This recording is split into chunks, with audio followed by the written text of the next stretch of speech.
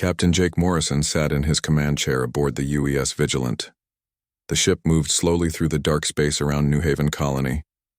This was his third patrol this month. The routine never changed much. "Any signals from the colony today?" Jake asked his communications officer. "Nothing yet, sir. They should have sent their daily report 2 hours ago," replied Lieutenant Amy Davis. Jake frowned. New Haven was always on time with their reports. The colony had 2.3 million people living there. They grew food for 12 other human colonies in the Outer Rim. The people there were careful about staying in contact with patrol ships. "Try calling them again," Jake ordered. Amy pressed buttons on her console. She spoke into her headset. "New Haven Control, this is UES Vigilant. Please respond." Silence filled the bridge. Only the soft hum of the ship's engines could be heard. "New Haven Control, this is UES Vigilant. We need your daily status report." Amy tried again. Still nothing. Jake stood up from his chair. In 15 years of military service, he had learned to trust his instincts. Something was wrong. "Set course for New Haven." "Full speed," he commanded. "Sir, we're not scheduled to visit the colony for another week," said his first officer, Commander Bill Hayes. "I know the schedule, Bill. But they're not answering. That's not normal." The Vigilant turned toward the third planet in the system. New Haven was a beautiful world with blue oceans and green continents. The colonists had built their cities near the water. From space, the planet looked peaceful and safe. As they got closer, Jake noticed something strange. The lights were gone. Usually the night side of New Haven showed thousands of bright spots where the cities were located. Tonight the planet was completely dark. "Amy, scan for any radio signals from the surface," Jake said. His voice was tense now. "Scanning now, sir." Amy worked at her station for several minutes. "Sir, I'm not picking up anything. No radio, no television, no emergency beacons. Nothing." Jake felt a cold feeling in his stomach. He had seen dead colonies before, but they were always small outposts with a few hundred people. New Haven had millions of inhabitants. "Take us into orbit. Launch 2 scout drones to check the main cities." The Vigilant moved closer to the planet. On the main screen, they could see the continents clearly now. Where the capital city of Haven Point should be glowing with lights, there was only darkness. The scout drones reached the surface first. The images they sent back made everyone on the bridge gasp. Haven Point was gone. Not destroyed like a normal attack would leave it. It was simply gone. Where 2 million people had lived and worked, there was now a crater filled with smooth glass. "Get me a full surface scan," Jake ordered. His hands shook slightly as he gripped the armrest of his chair. The results came back quickly. Every city on New Haven was the same. Smooth glass craters where millions of people had lived. The energy readings showed that something had hit each city with weapons more powerful than anything in the human military. "Sir," said Amy quietly, "I found something. A damaged communication satellite is still working in orbit. It recorded the attack. Put it on screen." The recording was short but horrifying. Massive ships appeared out of nowhere around New Haven. They were unlike any human vessel. The ships were dark and had strange curved shapes. They moved with purpose toward the planet. The attacking ships fired beams of bright energy at the surface. Each beam hit a city and turned it instantly into glass. The attacks were careful and planned. They hit the biggest cities first.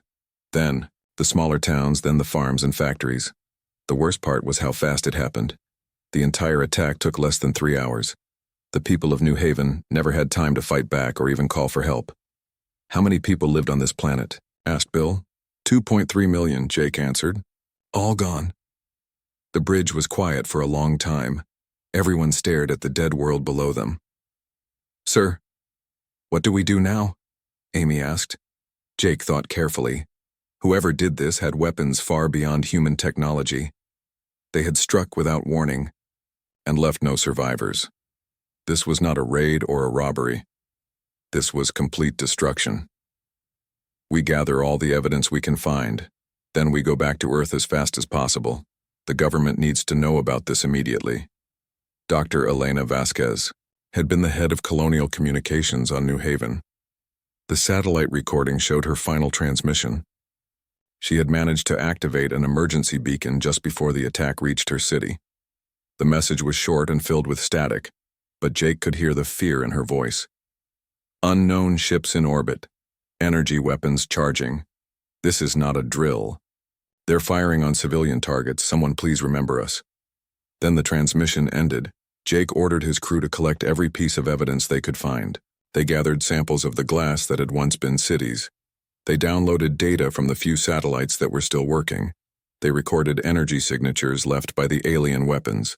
Most importantly, they found traces of the attackers' technology. The alien ships had left behind tiny particles when they fired their weapons. These particles were made of materials that did not exist anywhere in human space. After 6 hours of investigation, Jake had enough evidence to prove what had happened. An unknown alien race had attacked and destroyed a human colony without any warning or reason.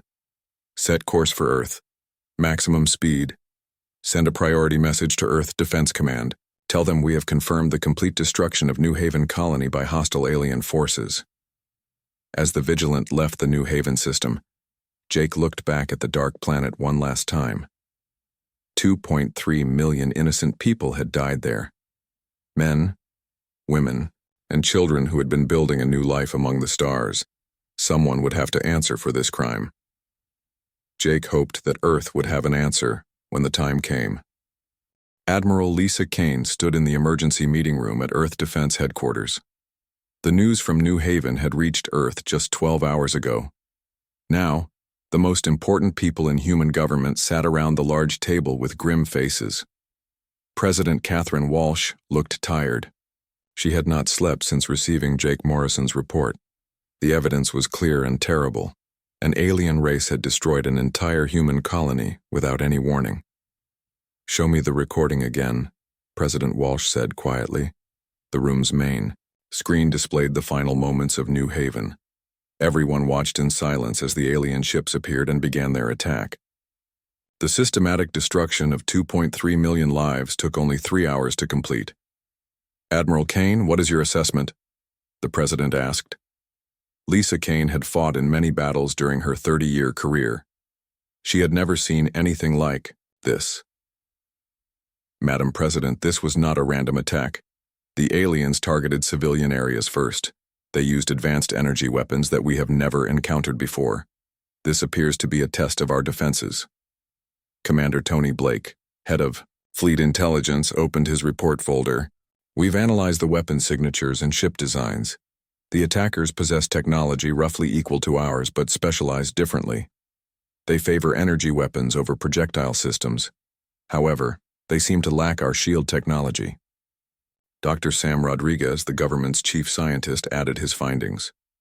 "The glass formations at the attack sites show exposure to directed plasma beams of enormous power. These weapons could destroy our current city shields in seconds, but the aliens made one mistake. They left behind trace materials that we can track."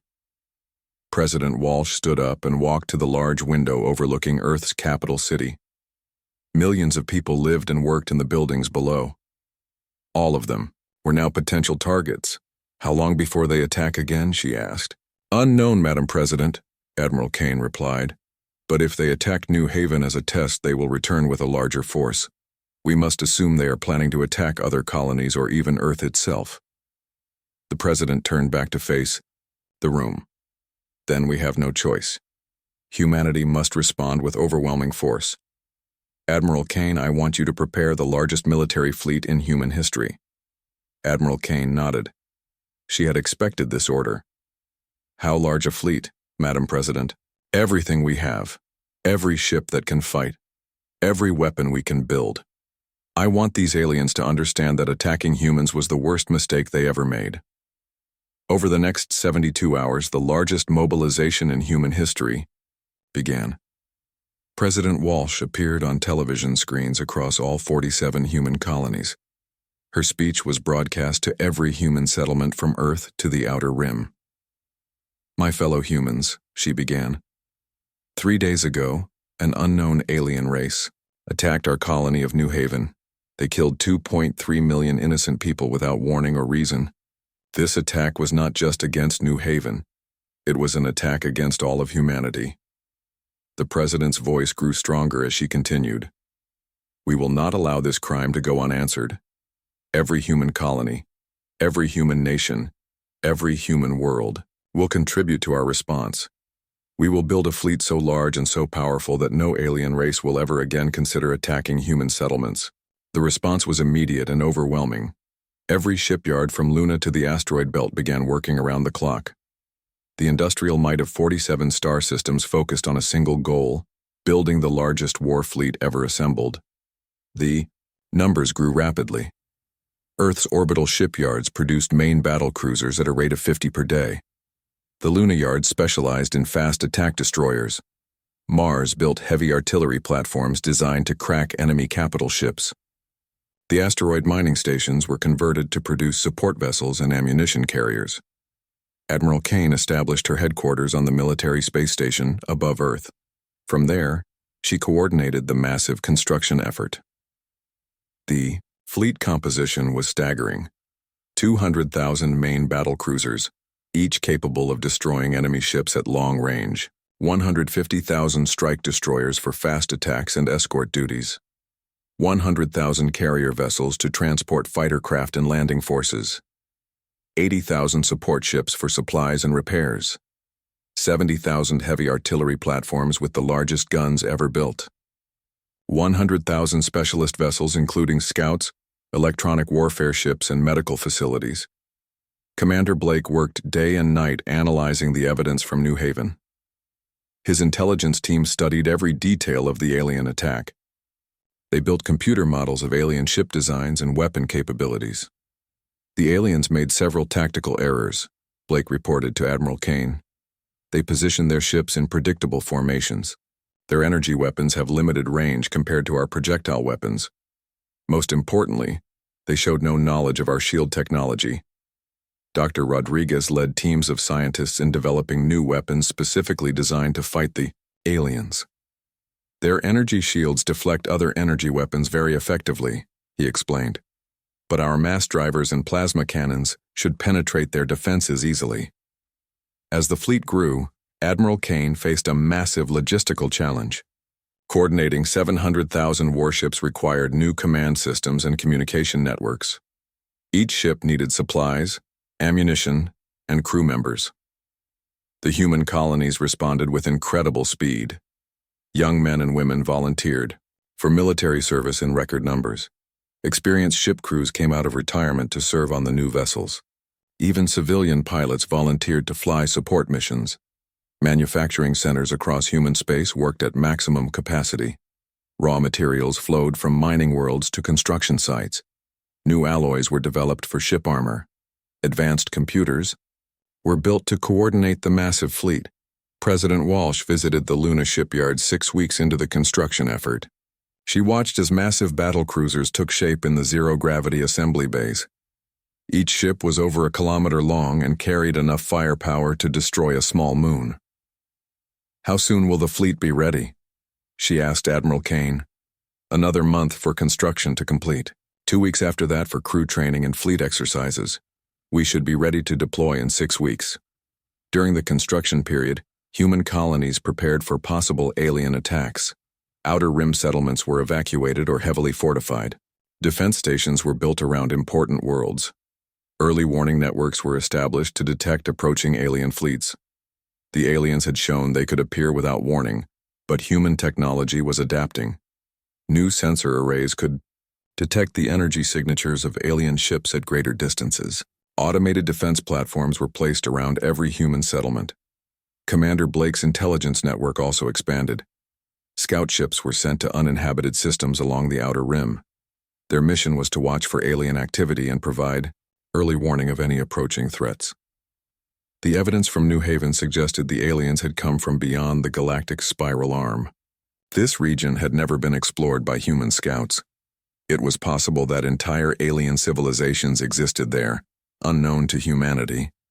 As the Great Fleet neared completion, Admiral Kane prepared detailed battle plans. The fleet would be divided into task forces, each capable of independent operation. The main battle group would engage enemy capital ships, while smaller forces protected the flanks and rear areas. Fighter squadrons trained for combat against unknown enemy designs. Marine units prepared for possible ground operations on alien worlds. Medical teams studied alien biology to prepare for treating wounded soldiers exposed to alien weapons. The final week of preparation saw the fleet assembled in Earth orbit. 700,000 warships formed the largest concentration of military power ever seen. The fleet stretched for millions of kilometers in all directions around Earth.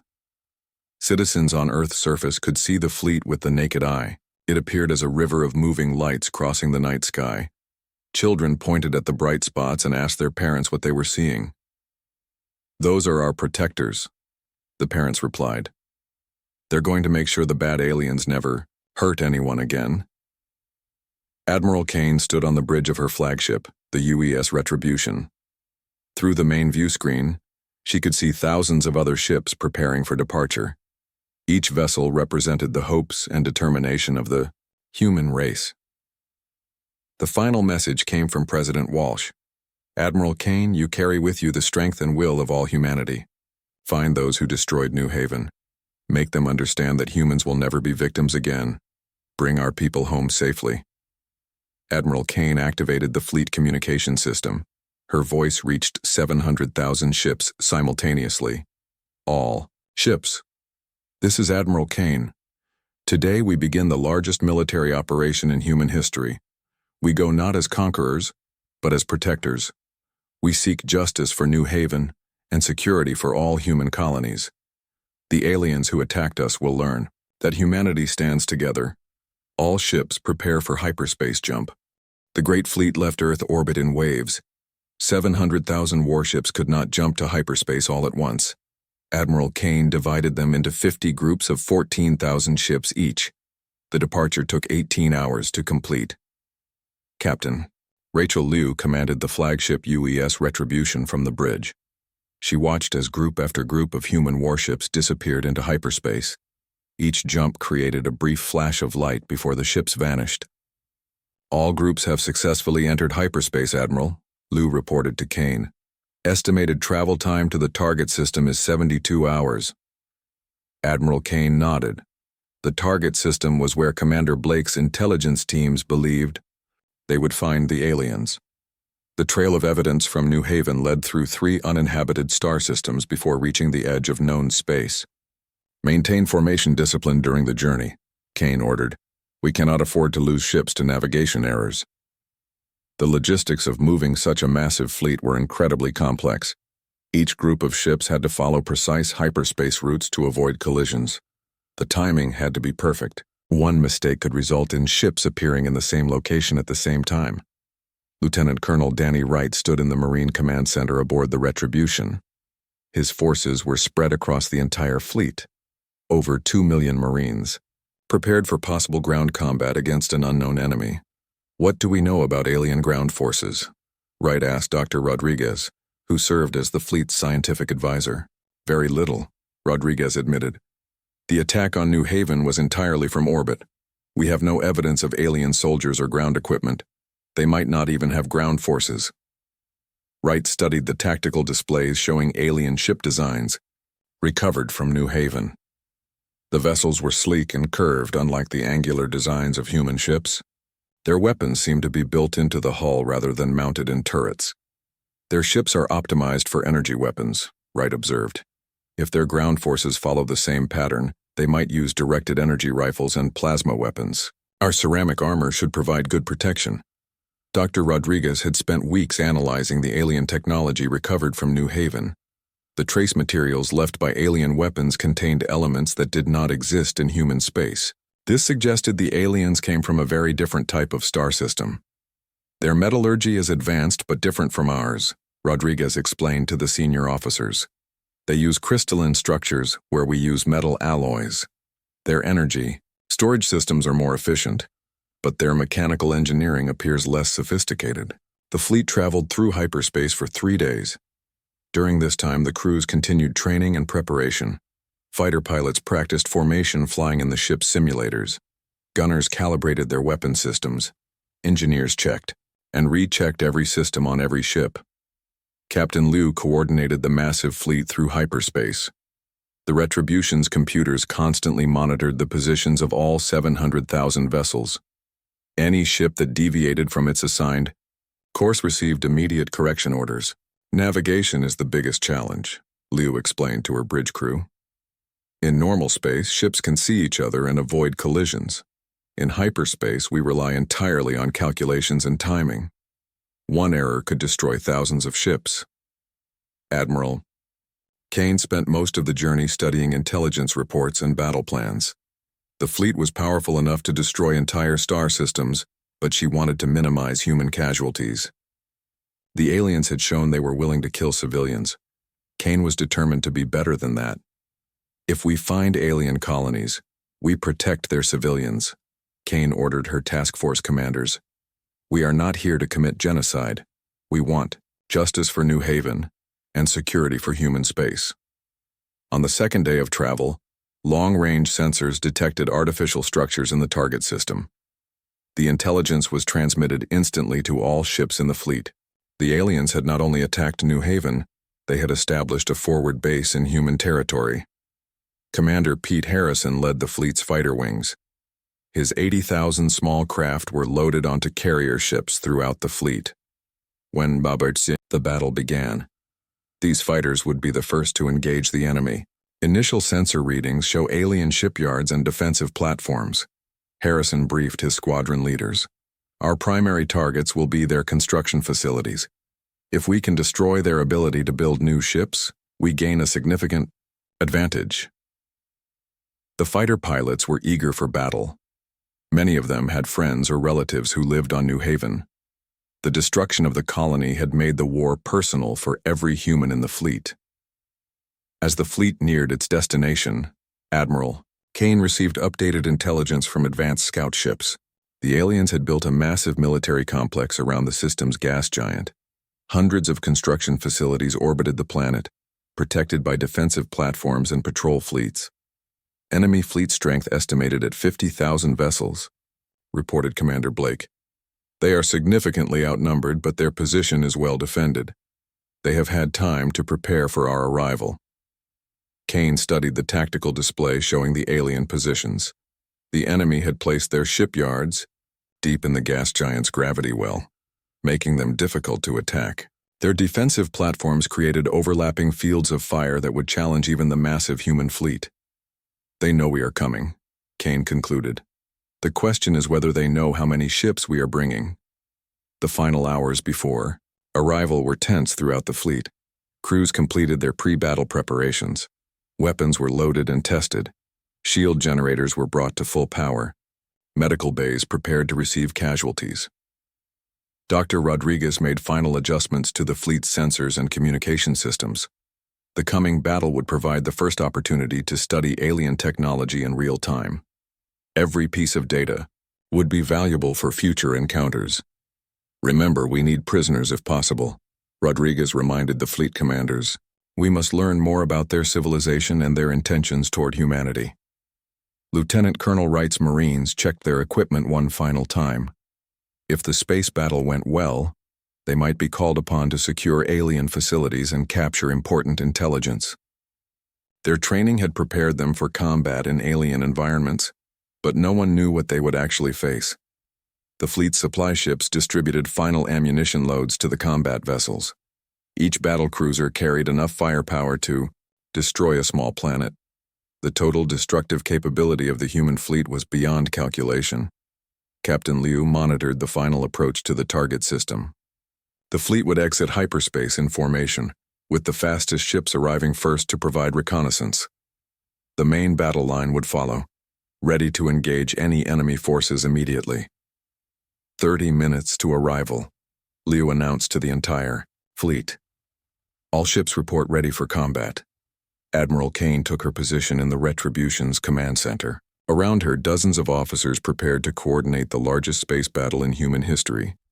The fate of human civilization might depend on the next few hours. All ships, this is Admiral Kane. In 30 minutes, we will face the aliens who destroyed New Haven. Today we will show them that humanity will not be intimidated. We fight for our fallen colonists and for the security of human space.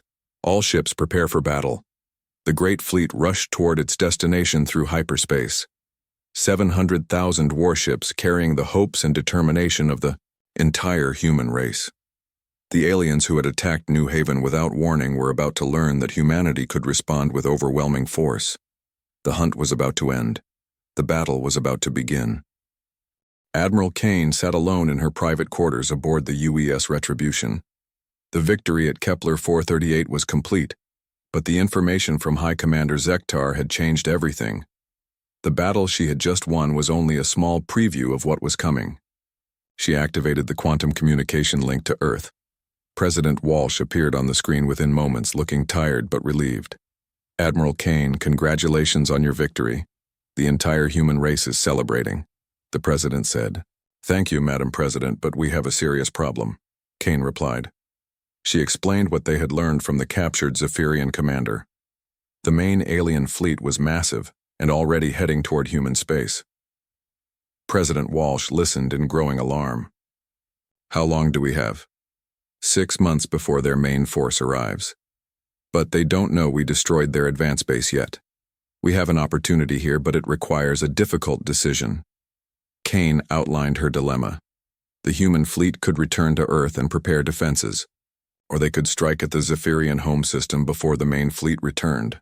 Both options carried enormous risks. What do you recommend, Admiral? President Walsh asked. Kane had spent hours considering the options. I recommend a third choice, Madam President. We position our fleet at the edge of Zephyrian space and send them a message they will never forget. Over the next several days, Kane's intelligence teams extracted every piece of information they could from the captured Zephyrian base. Dr. Rodriguez worked around the clock to understand alien technology and locate their home system. High Commander Zektar proved to be surprisingly cooperative once he understood the size of the human fleet. The alien commander had never imagined that any race could build 700,000 warships. Your species builds ships like we build ground vehicles, Zektar told Dr. Rodriguez during one interrogation session. The High Council believed humans were a primitive race with limited industrial capacity. Rodriguez pressed for more information about Zephyrian plans. Why did your people decide to attack human colonies? Your expansion threatens our territory, the alien commander explained. The High Council decided to eliminate the human threat before you became too powerful. The attack on New Haven was meant to test your military response. The translation software had improved enough for more detailed conversations. Rodriguez learned that the Zephyrian Empire had conquered dozens of other alien races over the past 1,000 years. They viewed humans as just another species to be eliminated or enslaved. You made a mistake, Rodriguez told the alien prisoner. You tested humanity, and now you know what we are capable of. Meanwhile, Captain Liu coordinated the movement of the human fleet towards Zephyrian space. The journey would take 2 weeks at maximum speed. The fleet's supply ships had been resupplied from the captured alien installations, giving them enough resources for an extended deployment. Lieutenant Colonel Wright's Marines had secured valuable intelligence from the alien command center. Star charts showed the location of the Zephyrian home system and the routes their main fleet was taking toward human space. According to these charts, their home system is heavily defended, Wright reported to Admiral Kane. But most of their mobile fleet is already heading toward our territory. If we wanted to attack their homeworld, now would be the time. Kane studied the captured star charts carefully. The Zephyrian home system contained billions of civilians on multiple planets. An attack there would result in massive casualties on both sides. It would make humanity no better than the aliens who had destroyed New Haven. We're not going to attack their civilians, Kane decided, but we are going to make sure they understand the consequences of attacking ours. Commander Pete Harrison's fighter wings had suffered minimal casualties in the battle. His pilots were eager to continue the fight, but Kane had different plans for the fleet's next operation. Prepare for an extended deployment, Kane told her senior officers. We're going to station this fleet at the edge of Zephyrian space and wait for their main force to arrive. When they get there, we're going to have a conversation. The human fleet traveled through hyperspace toward the Zephyrian border. During the journey, Kane worked with her communications specialists to prepare a message that would be broadcast on all Zephyrian frequencies. Dr. Rodriguez helped translate the message into the alien language. The content was simple but powerful. It would demonstrate both human military capability and human restraint. 2 weeks later, the human fleet arrived at the edge of Zephyrian space. 700,000 warships took position in a defensive formation that stretched across multiple star systems. The formation was designed to be visible to Zephyrian sensors from great distances. "All ships are in position," reported Captain Liu. "We're ready to broadcast your message, Admiral." Kane activated the fleet communication system. Her message would be sent simultaneously on every Zephyrian communication frequency. Every alien ship, station, and planet in their empire would receive it. To the leaders of the Zephyrian Empire, this is Admiral Lisa Kane of the United Earth Defense Force. Your advance fleet attacked our colony of New Haven without provocation. They killed 2.3 million innocent civilians. Your commander called this a test of human military capabilities. Kane paused, looking out at the vast human fleet surrounding her flagship. Your test is complete. We responded with 700,000 warships. Your advance force has been completely destroyed. We have recovered your technology and interrogated your commanders. We know your main fleet is approaching human space. The message continued with detailed tactical readouts from the recent battle. Kane included specifications of human weapons and defensive systems. She wanted the Zephyrians to understand exactly what they would face if they continued their attack. "We are positioning this fleet at the edge of your territory as a demonstration of human resolve. We have no desire for conquest or revenge against your civilian population. But any further attacks on human settlements will result in the complete destruction of your military forces." Kane concluded with an offer that demonstrated human diplomatic wisdom. "We propose a formal treaty recognizing the territorial boundaries between our civilizations. Your empire will remain in your current space. Human colonies will remain in ours. Any violation of this agreement will be met with overwhelming force." The message was broadcast continuously for 72 hours. Long-range sensors detected increased activity throughout Zephyrian space as their government responded to the human ultimatum. 3 days later, the response came. A single Zephyrian ship approached the human fleet under a flag of truce. The vessel carried diplomatic representatives from the Zephyrian High Council. The negotiations took place aboard a neutral space station that the humans constructed specifically for the meeting. Admiral Kane represented humanity, while High Counselor Veltum spoke for the Zephyrian Empire. "Your fleet is impressive," the alien diplomat admitted through translation devices. "The High Council did not expect such a massive response to our probe of your defenses." Kane kept her response simple. "Humanity protects its people. Attack our colonies and you face all of humanity. Leave us alone, and we will leave you alone." The negotiations continued for a week. The Zephyrian government agreed to redirect their main fleet away from human space. In exchange, humanity would withdraw its forces from the border region. The final treaty was signed aboard the UES Retribution. Both sides agreed to establish a neutral zone between their territories. Any ships entering this zone would be considered hostile. Trade and diplomatic contact would be limited to designated border systems. High Counselor Veltum made one final observation before departing. "Your species builds warships like others build cargo vessels. The High Council will not forget this lesson." Admiral Kane watched the Zephyrian diplomatic ship depart. The immediate crisis was over, but she knew this was only the beginning of humanity's relationship with alien civilizations. The human fleet remained on the border for 1 full year, demonstrating humanity's commitment to defending its territory. During this time, both sides honored the treaty agreement. No Zephyrian ships approached human space and no human vessels entered alien territory. When the fleet finally returned to Earth, they were greeted as heroes. President Walsh met personally with Admiral Kane to discuss the implications of first contact with a hostile alien race. "You prevented a war that could have destroyed both civilizations," the president told Kane. "But this won't be our last encounter with alien empires." Kane agreed. "Humanity needs to be prepared for future contact. Not all alien races will be as reasonable as the Zephyrians became after our demonstration. The final chapter of the New Haven crisis came with the reconstruction of the destroyed colony. The new settlement was built with advanced defenses and early warning systems. A memorial was constructed in the center of the main city. The memorial contained 3 million names etched in quantum crystal, representing every person who died in the original attack. At the base of the monument, a simple inscription read, "They were not forgotten, they were avenged," and their sacrifice ensured that no human colony would ever again face such a fate alone. The human fleet emerged from hyperspace at the edge of the Kepler 438 system, like a storm of metal and fire. 700,000 warships appeared in perfect formation, their engines blazing against the darkness of space. Admiral Kane stood on the bridge of the UES Retribution as the tactical displays came alive with information. The alien installation was even larger than intelligence had suggested. Around the gas giant, hundreds of shipyards and defensive platforms created a vast military complex. "Enemy fleet detected," reported Captain Liu. 53,000 vessels, in defensive formation around their installations. They are moving to intercept us.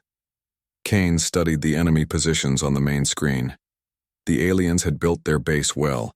The shipyards were protected by the gas giant's gravity field and surrounded by weapon platforms. But they had made one critical mistake. They were vastly outnumbered. "All ships, this is Admiral Kane. The enemy is preparing to engage us. Remember, they struck first at New Haven. Today we finish what they started. All units, execute battle. Plan Alpha." The human fleet spread out into attack formation. The fastest destroyers moved ahead to engage enemy scouts.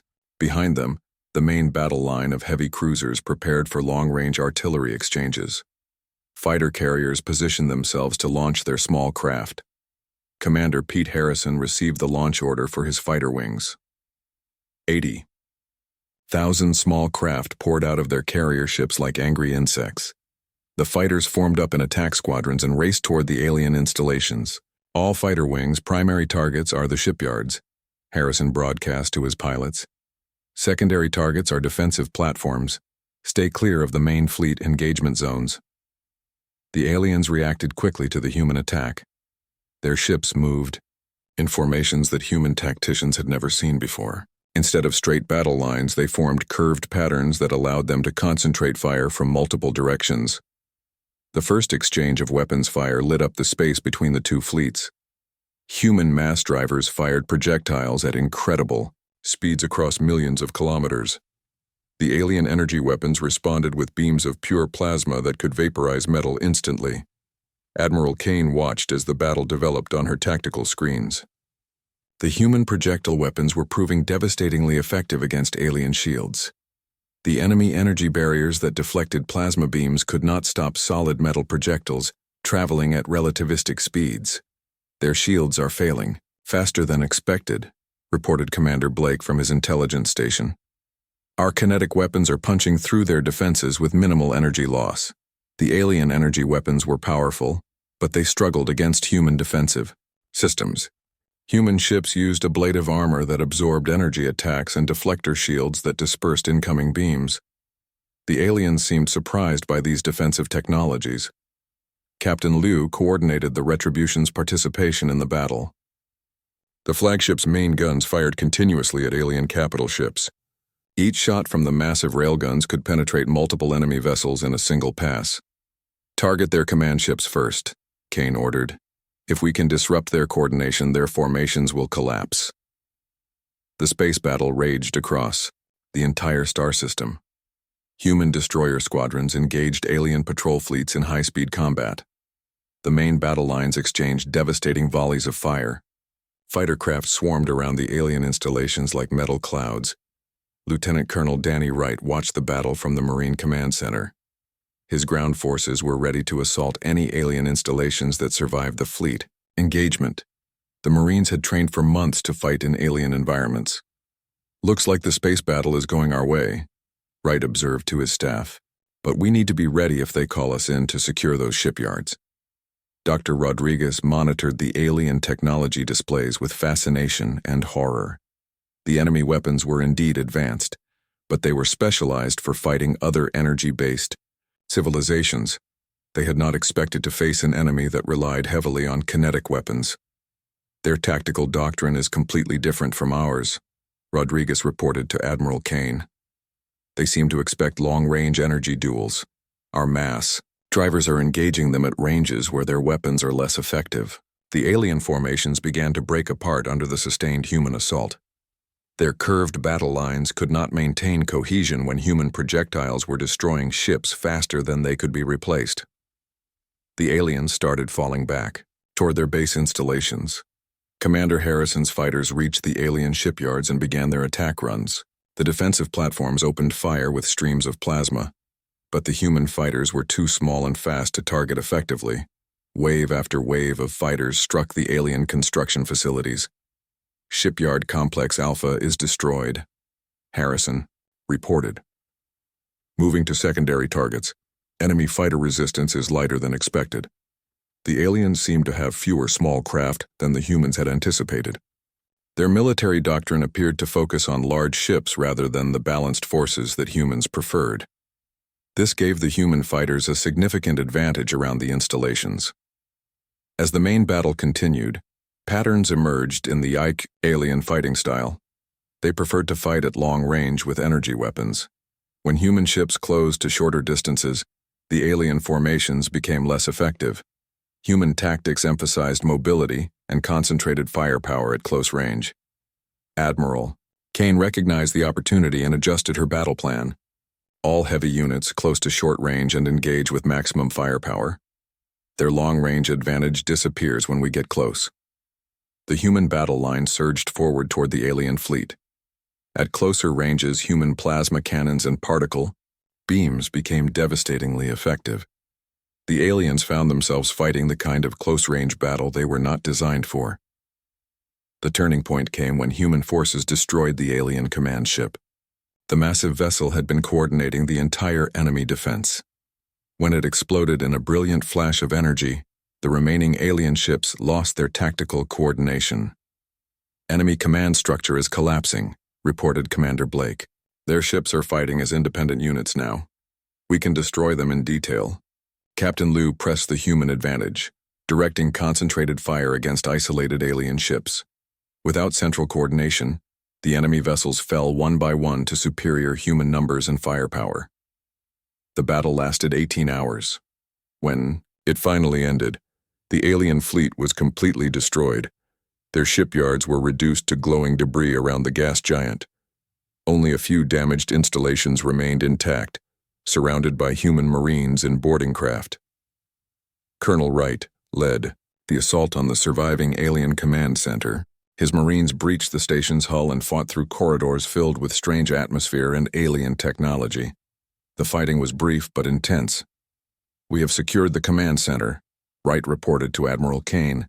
We have prisoners, including what appears to be their senior commander. The captured alien commander was brought aboard the Retribution under heavy guard. The creature was humanoid, but clearly not human. Its skin was pale blue, and its eyes were larger than human eyes. It wore what appeared to be a military uniform of some kind. Dr. Rodriguez attempted to communicate with the prisoner using translation software and universal mathematical concepts. After several hours, he managed to establish basic communication. The alien identified itself as High Commander Zektar of the Zephyrian Empire. Through painful translation, it revealed information that chilled every human who heard it. The attack on your colony was ordered by our High Council, the alien commander explained through the translation system. It was a test of your military capabilities before our main invasion force arrives. Admiral Kane questioned the prisoner personally. How large is this invasion force? Our empire spans 200 star systems, Zektar replied. Our main fleet contains millions of vessels. The force you destroyed here was only a forward reconnaissance group. The implications were staggering. The human fleet had achieved a great victory, but it was only the beginning of a much larger conflict. Somewhere beyond human space, a vast alien empire was preparing for war. When will they arrive? Kane demanded. They are already coming, the alien commander said. But our Long-range communication systems have been destroyed. They will not know of your attack until they arrive here in approximately 6 months. Kane realized that humanity had been given a precious gift of time. The main Zephyrian fleet was coming, but they did not yet know that their advance force had been destroyed. This gave humanity 6 months to prepare for the real war. As the human fleet secured the alien installations and collected intelligence, Admiral Kane faced the most important decision of her career. The immediate threat was ended, but a much larger danger was approaching. Humanity would need every advantage it could get for the coming battle.